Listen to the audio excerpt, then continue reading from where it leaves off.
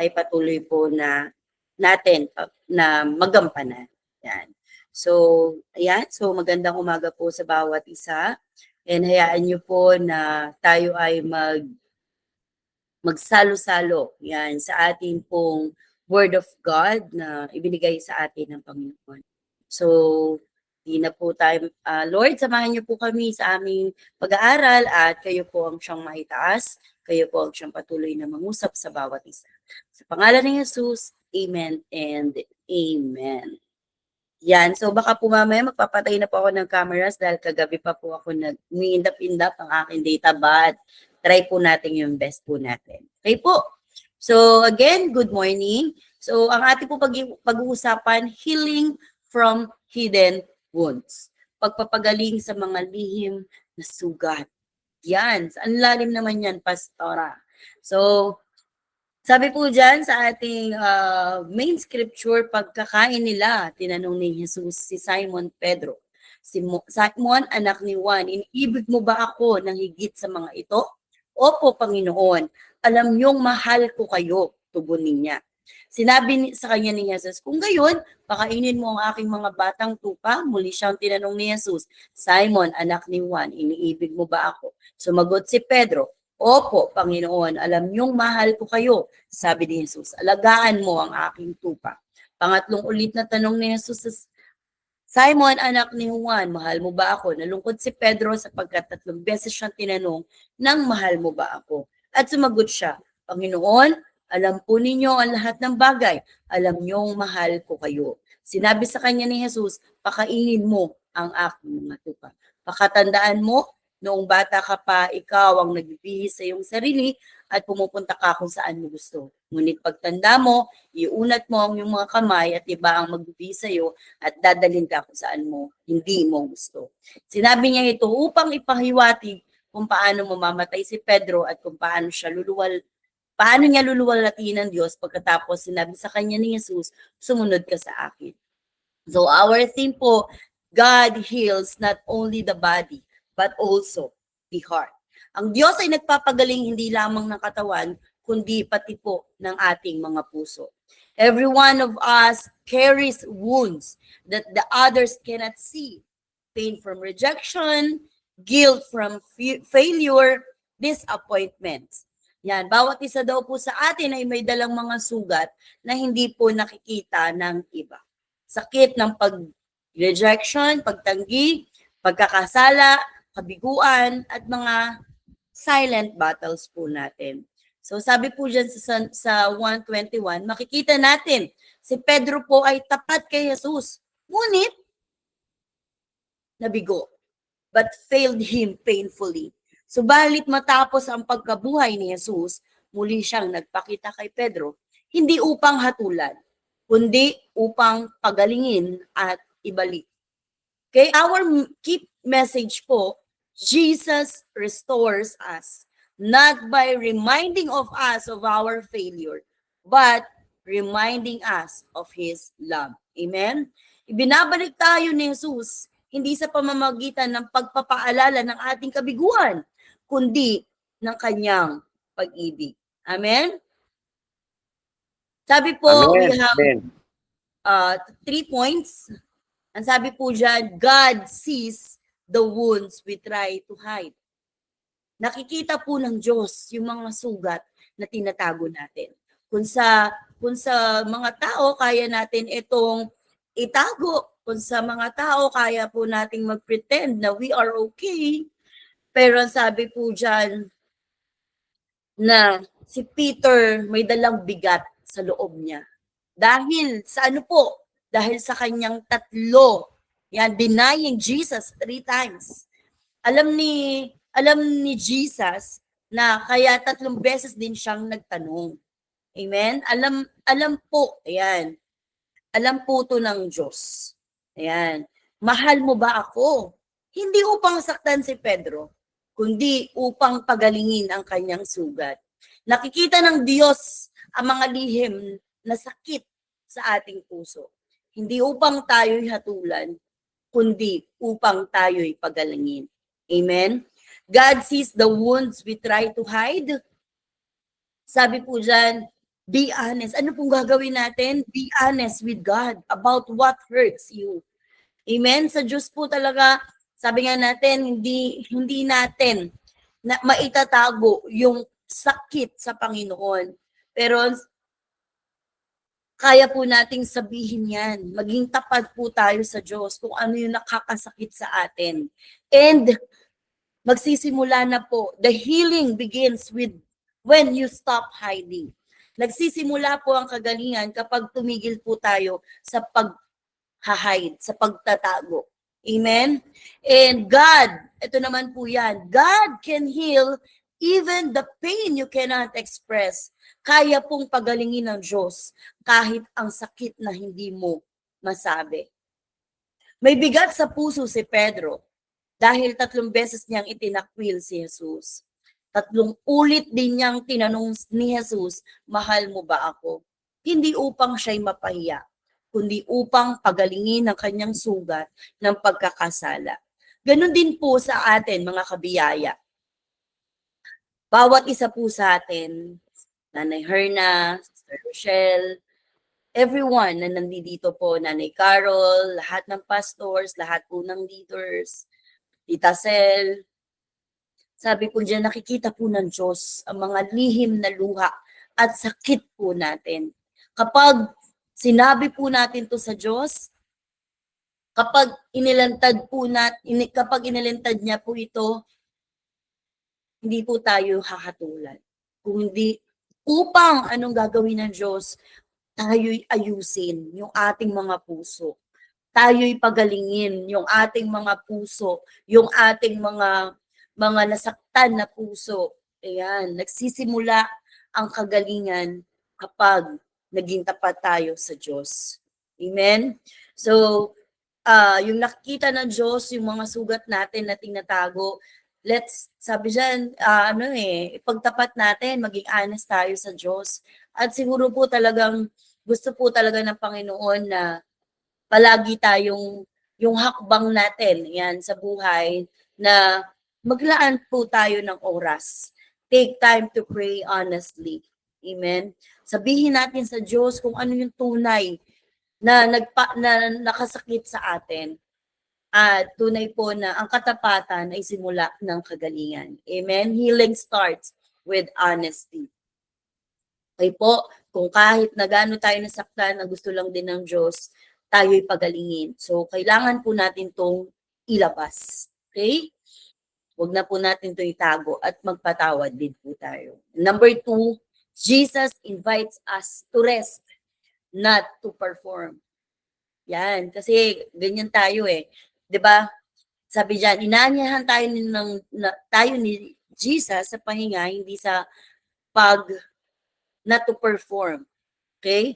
Sabi diyan, Jesus never said, "Why did you deny me?" He said, "Do you love me?" He was restoring Peter's heart, not testing his loyalty. Jesus values relationship over performance. True rest is found when you stop trying to earn God's love and simply receive it. Hindi tinanong ni Jesus, bakit mo ako itinakwil? Kung hindi, mahal mo ba ako? Hindi niya sinubok ang katapatan ni Pedro, kundi inaayos ang kanyang puso. Inaayos ang puso po natin.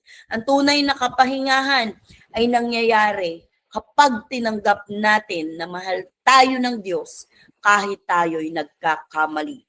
Amen? Mahal tayo ng Diyos.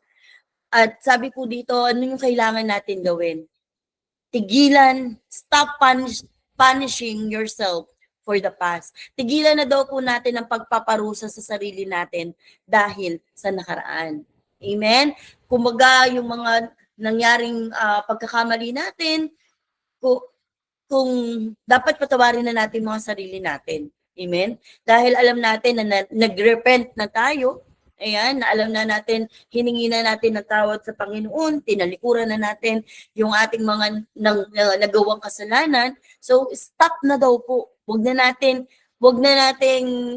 tignan yung nakaraan. Tignan na po natin ngayon na minamahal at mahal po tayo ng Diyos. Amen po? Yan. So, tama naman po pag ginapos po natin yung sarili natin sa nakaraan, hindi po talaga tayo makaka-move on, hindi po talaga tayo magkakaroon ng kapahingahan. Kasi nga, alam natin, ito, yan. So sabi ng Diyos, pinatawad niya na tayo. Okay? And sabi po dyan, rest in God's grace, not in your performance. Magpahinga po tayo sa biyaya ng Diyos, hindi po sa ating kakayahan. Amen? Amen? Sabihin natin dyan, rest in God's grace. Yan. Rest in God's grace. Melody. Yan. Amen po. Dahil napakasarap po talaga na sabi nga natin, wala naman talagang nakatungtong dun sa pamantayan ng Panginoon. Kaya po dito, umpisa pa lang sinabi na tigilan ng pagpaparusa, stop punishing ourselves for the past. Dahil pinatawad na po tayo ng Panginoon. Amen? At rest in God's grace. Yan po sabi ng Diyos.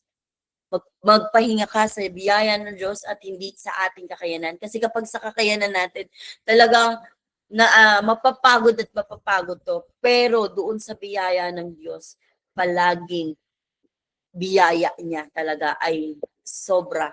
Yan. At malulunod po tayo. Yan. So, ano pa po yung application natin na kailangan sabihin, pakinggan po natin to. You are loved because of who He is. Not because of what you do. Minamahal tayo ng Diyos dahil siya ay pag-ibig. Amen? Hindi dahil sa ating mga gawa, kung hindi yun na yun, minamahal at mahal tayo ng Diyos. Amen? 'Di ba yan yung Amen, amen. yan. Nais kong ibigin ka dahil sa kaway ikaw. Mahal kita, O Diyos, wala nang iba. Yan, napakasarap nun. Dahil mahal lang tayo ng Diyos. Hindi sa kahit ano pa mang mga bagay, kung hindi siya ang talagang nagmahal sa atin. Amen? So sabi dyan, hindi tinanong ni Jesus si Pedro, bakit mo ako tinakwil? Mahal mo ba ako? Ibig sabihin niyan, hindi kabiguan ni Pedro ang tinignan niya, kundi ang puso niya. Amen? Gayon din nais ni Jesus na tayo ay magpahinga, itigil ang sobrang pagpapunyugi o para patunayan ng ating sarili. Bagkus ang kanyang pag-ibig ay hindi kailangang bayaran. Ito ay tinatanggap sa pamamagitan ng pananampalataya. Ang tunay na kapahingahan, mga kabiyaya ko, ay nagmumula sa pagtitiwala sa kanyang biyaya. Amen? So, ang real step po, when guilt reminds you of your past, remind yourself of God's grace. Amen? Kapag naalala daw po natin yung ating mga kabiguan, yung ating mga sakit, yung ating mga kasalanan, ipaalala daw po natin sa ating mga sarili, mga kabiyaya, ang kabutihan at biyaya ng Diyos ay patuloy niyang ibinibigay sa atin. Basta po, tama na ating puso, tayo po ay nakahingi ng kapatawaran, pinatawad ang mga sarili, pinatawad ang mga nakasakit. Amen? At tunay po na ang Diyos, kabutihan ng Diyos, ang biyaya ng Diyos ay tunay na nariyan para sa atin. Palakpakan po natin ang Diyos sa ating mga emoticons na nandyan. And number 3, God turns our wounds into testimonies. Ginagawang patotoo ng Diyos ang ating mga sugat. Amen? Hindi lang ang puso ni Pedro ang pinagaling ni Jesus. Ibinalik din niya, He restored His purpose. Amen? Ibinalik din niya ang kanyang purpose o yung layunin. Ang dating tumanggi kay Jesus, the same man who once denied Jesus, became the preacher who led thousands to Christ. Alam naman po natin yan, na si Peter po, ayan, ang tumanggi kay Jesus, ang siyang naging tagapangaral na nag-aakay ng libo-libo sa Diyos. Amen? So kapag pinagaling tayo ng Diyos, gagamitin niya ang ating mga karanasan. When God heals us, He also gives us a mission. He also gives you a mission to help others find healing too. Amen? Nagagamitin niya po ang bawat isa sa atin, yung ating mga karanasan, upang pagalingin din ng iba. Amen? Your pain has a purpose. Share story. Ang ating mga sakit ay may layunin. Amen? Hindi ito sakit dahil gusto lang tayo pahirapan. Kung hindi, yung mga nararanasan po nating sakit ay tunay po na meron po itong magiging pagpapala, meron to magiging kalakasan, magiging lesson na ito na pwede po nating ibahagi sa iba na ito yung nangyari sa akin, pero tinulungan ako ng Diyos. Ito ako ngayon. Ayan. Naging matatag. Doon sa sakit na naranasan ko, binigyan ako ng Diyos na tunay na yung patience ko pala, yung kaya pala nangyari sa akin to, ito ang gusto ng Diyos. Amen? Ibabahagi natin yung ating mga testimony. Ibabahagi natin kung paano doon sa pangit na sitwasyon na yon, mas pinaganda ng Diyos. Amen? Sino po dito yung may mga karanasan na ganyan? Na sobra tayong nasaktan, na sobra tayong pinahirapan, na sobra tayong dinagbukan. Ayan, ang buhay natin, ang pamilya natin, lahat na. Yan. Pero after nung masasakit na naranasan po natin, ang Diyos pa din ang siyang maitataas, maidadakila, maluluwalhati. Amen po? Yan. If there's no story, no glory. Tandaan din po natin yan. Amen? And your healing can bring hope to others. Ang atin daw po mga kagalingan ay maaaring maging pag-asa ng iba. Amen po dyan. Ayan. So, sasabihin natin, akala ko kasi ako lang yung nakaranas ng ganitong sakit. Akala ko po kasi ako lang yung nakaranas nitong sakit na to. Hindi. Iba-iba lang po tayo ng mga pagsubok. Pero alam natin na after po natin na malagpasan yon, ay naging ganito rin po pala si Pastora, naging ganito rin po pala ang mga kabiyaya. Pero nakita natin na pagtagumpayan natin. Amen? Nakita natin na yung kwento pala natin, naging pag-asa ni sister, naging pag-asa ni brother, na hindi pala talaga siya, hindi, di ba nagiging madrama tayo, hindi pala tayo nilukuban ng mundo, na ano yun? Ano yun natin? Ano yung daigdig yun? Ba yun? Yung palabas? Ayan. So, wag po nating sabihin na tayo lang ang nagkakaroon ng mga ganun na pagsubok. Kung hindi, yung ating mga pagsubok na yon ay magiging pag-asa rin po. Ay maaaring pwedeng maging pag-asa ng iba. Amen? And yung pwede po nating application, last po dito, God never waste a broken heart. Hindi sinasayang ng Diyos ang pusong wasak na kanyang pinagaling. Amen? Dahil po, ang Diyos ay tunay na nag-aayos.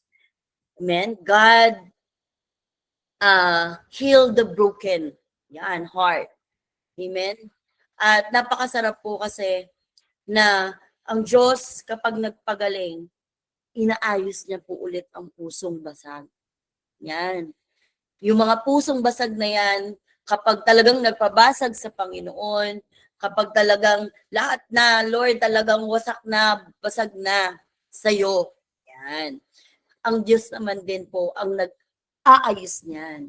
Ang Diyos din po ang tunay na nagbabalik yan. Amen?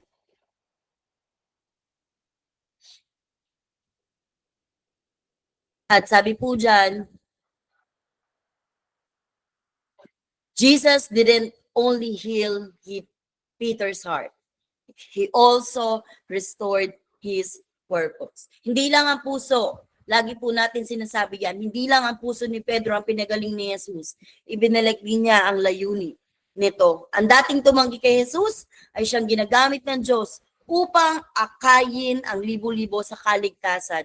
Ganun din po sa atin. Kapag pinagaling tayo ng Diyos, gagamitin niya ang bawat isa. Gagamitin niya ang bawat isa na ating karanasan upang pagalingin din ang iba. Ang ating sugat noon ay magiging patotoo ngayon. Amen? Amen. So,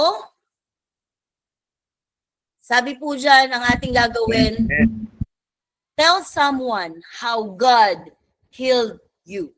It might be the encouragement they need. Ibahagi daw po natin sa iba kung paano tayo pinagaling ng Diyos. Yung sakit. Ayan.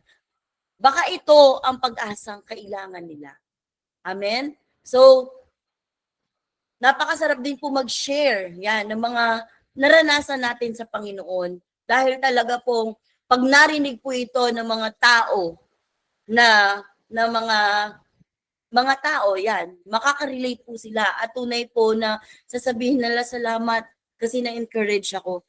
Salamat kasi akala ko wala na akong pag-asa. Amen? So, dito na po tayo magtatapos. Ang kwento ni Pedro ay patunay na walang sugat na hindi kayang pagalingin ng Diyos. Amen po. Sinasalubong niya tayo sa ating sakit. He meets us in our pain. Tinatanong ko, mahal pa rin natin siya. Mahal mo ba ako? Amen. Amen. Mahal ko ang Diyos. Amen. At ibinabalik tayo sa kanyang biyaya. Kung tingin natin, hindi na ako mahal ng Diyos, hindi na ako pinapatawad ng Diyos. Hindi. God meet our pain. And ask us if we still love Him. And then sabi ng Diyos, mahal pa rin kita. At ibinabalik tayo sa kanyang biyaya. Amen. Ang parehong na tayo yung nagpanumbalik, ayan, ay siya ring magpapagaling sa atin ngayon. Amen. Your hidden wounds don't disqualify you. They prepare you.